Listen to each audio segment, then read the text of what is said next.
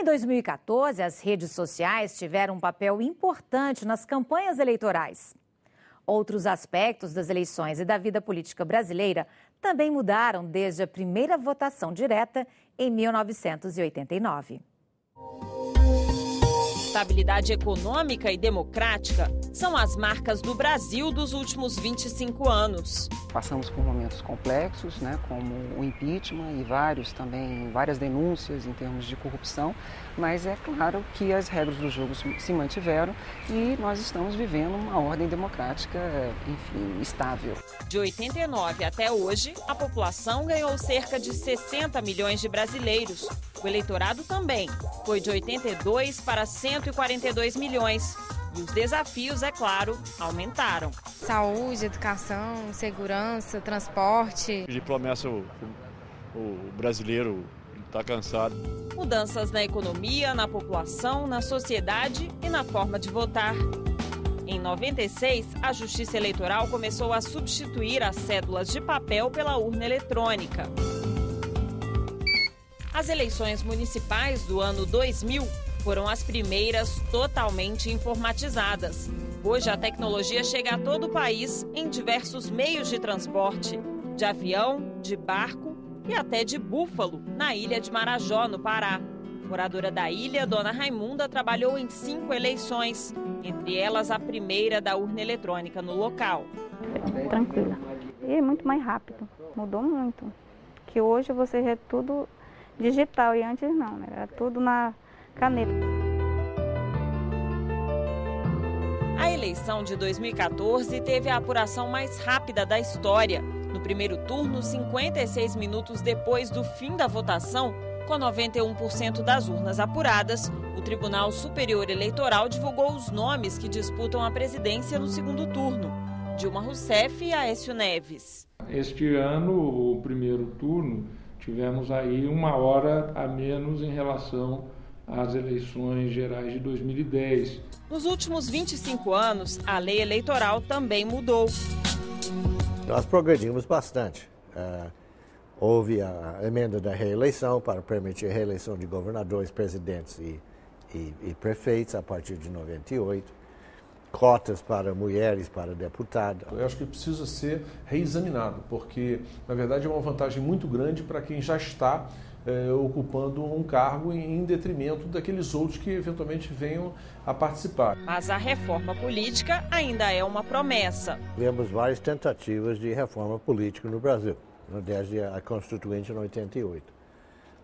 E eu chamo isso da história sem fim. O jogador querer mudar as regras do jogo num jogo que estão ganhando seria difícil. Isso parte fundamentalmente de uma pressão da sociedade civil nessa direção. Na vida, no esporte, na campanha eleitoral, a vitória só é justa se a disputa for igual.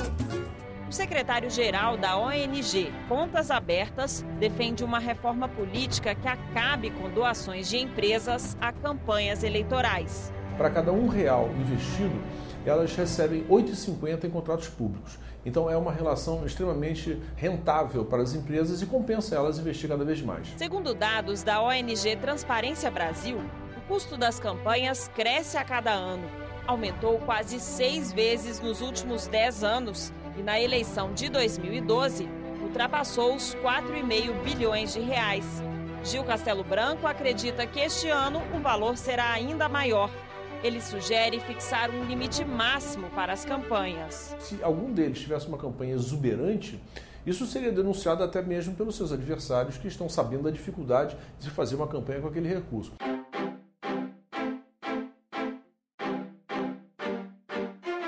Parte dos recursos da campanha vai para a produção de programas eleitorais no rádio e na TV. Quando se monta uma estrutura de TV para programa eleitoral, essa estrutura, logicamente, obviamente, é uma estrutura de grande qualidade e, consequentemente, de um valor, de um custo que faça jus a essa qualidade. O que nós passamos a ter é uma embalagem muito bonita e nem sempre o conteúdo tem essa mesma qualidade. Hoje, nós temos 20 milhões de lares que têm TV por assinatura e que não transmitem o programa eleitoral. Então, a tendência é que você tenha uma diminuição cada vez mais da população assistindo esses programas eleitorais. Na virada do século XX para o XXI, o rádio e a TV têm que dividir espaço e dinheiro com a internet, que transformou as campanhas eleitorais. Criar meu website, fazer minha homepage, com quantos gigabytes se faz uma jangada, um barco que veleje. Criar meu website. No Brasil, mais da metade da população usa a internet. Os jovens são os mais conectados e as redes sociais os sites mais acessados. 26% dos brasileiros entram na rede pelo celular, número que cresce a cada ano. E 74% das pessoas que têm smartphone usam o aplicativo WhatsApp de mensagens instantâneas. De olho nesses números, candidatos e marqueteiros já sabem, não dá para fazer campanha eleitoral fora da internet e das redes móveis. Você deixar de lado as plataformas sociais é você deixar de se comunicar com um grupo grande de pessoas. Ao contrário do que acontece na televisão, onde a informação vem pronta e você não tem como interagir, na internet não. Você pode buscar essa informação, checar a informação, inclusive dialogar muitas vezes com o candidato.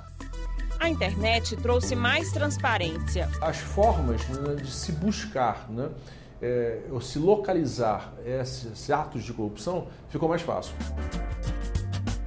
No mundo do marketing político, 2010 ficou conhecida como a eleição das redes sociais e 2014 a do WhatsApp.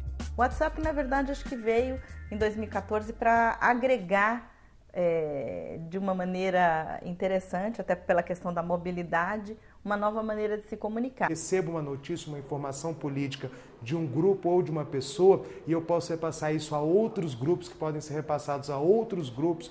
Então você tem sim uma possibilidade de acessar um número significativo de pessoas a partir de uma única informação. A febre do WhatsApp são os memes, imagens geralmente engraçadas que se propagam nas redes móveis. Até pela tradição do humor no Brasil, de uma sociedade mais, vamos dizer, alegre na forma de tratar os seus problemas, as questões de humor fazem mais sucesso do que o debate sério. Às vezes engraçado, às vezes é falando sério mesmo, para saber as opiniões de outros. Vejo mais para usar como humor mesmo. O diferencial mesmo que eu acho é essa produção de conteúdo específico, respeitando as características técnicas, mas principalmente comportamentais de cada plataforma. A campanha digital também é um esforço de se aproximar dos jovens. A gente vê que muitas vezes soa forçado esses sites de política quando eles falam com jovens. Mas os consultores políticos alertam, a internet também tem suas desvantagens.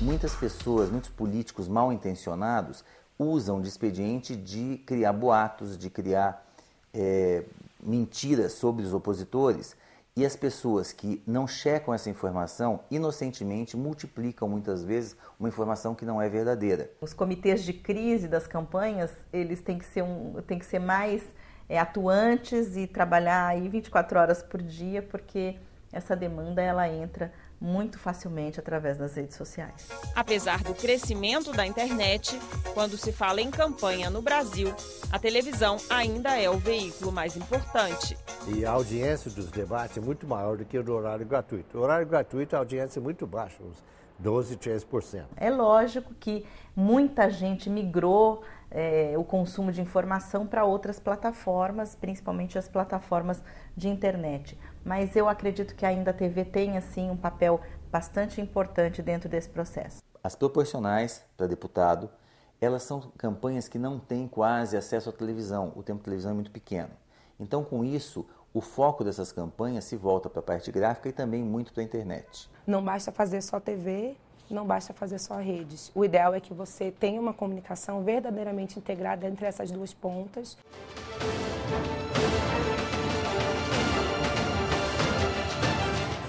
Jovens com perfis e idades diferentes mostram um desencanto com a política, que não é um tema presente no currículo das escolas. E uma pesquisa da Universidade de Brasília revela os motivos dessa descrença. Eles são a esperança dos adultos, mas muitos jovens já não têm esperança.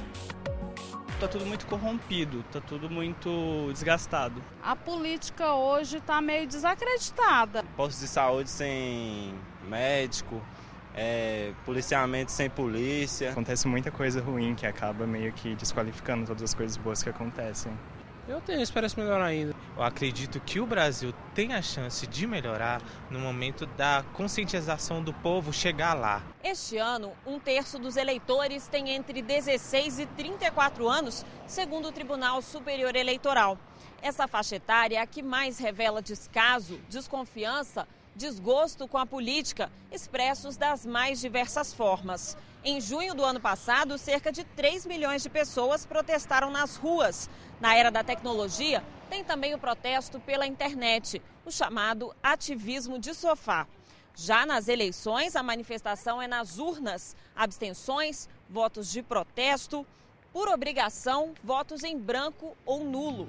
Renata e Rodrigo levantaram essa bandeira nas eleições deste ano.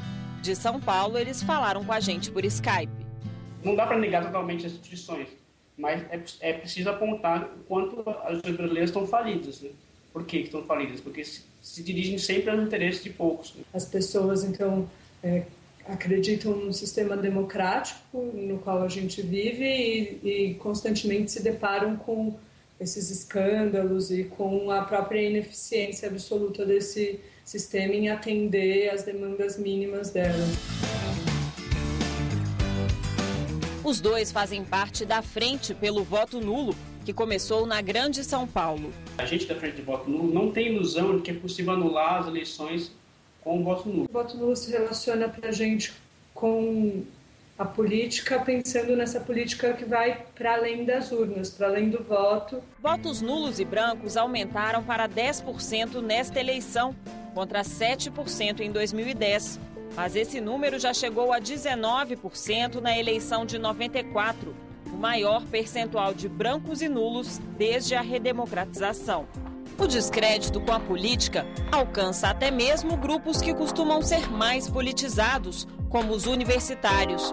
Foi o que comprovou a professora Débora Messenberg, da Universidade de Brasília, numa pesquisa feita com estudantes de 41 cursos de graduação. Eles têm um conhecimento mais sofisticado, no sentido, se a gente for ver a média da população de uma forma geral, da importância das instituições. Isso não se reflete numa participação política mais ativa. 87% dos entrevistados não participam de nenhuma associação, movimento social ou partido político, por desinteresse, falta de tempo ou de identificação com essas instituições. Muitos escândalos. Parece que todos os políticos são iguais. 80% dos estudantes estão insatisfeitos com a democracia no Brasil, apesar de acharem que o regime democrático ainda é a melhor forma de governo.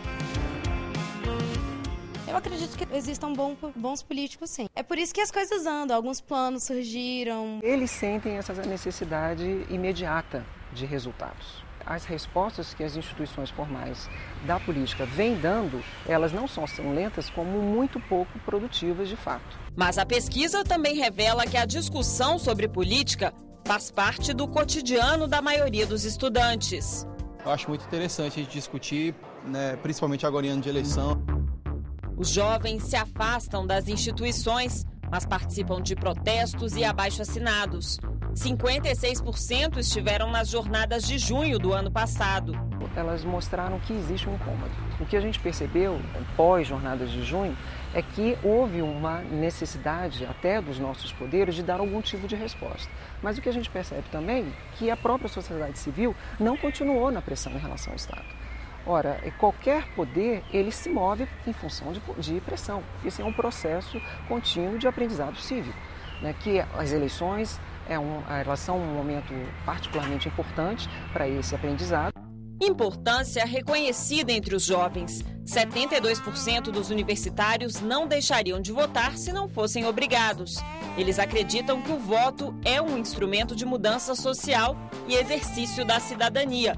O estudo também mostra que 88% dos entrevistados reconhecem que a participação política é necessária para a democracia no país.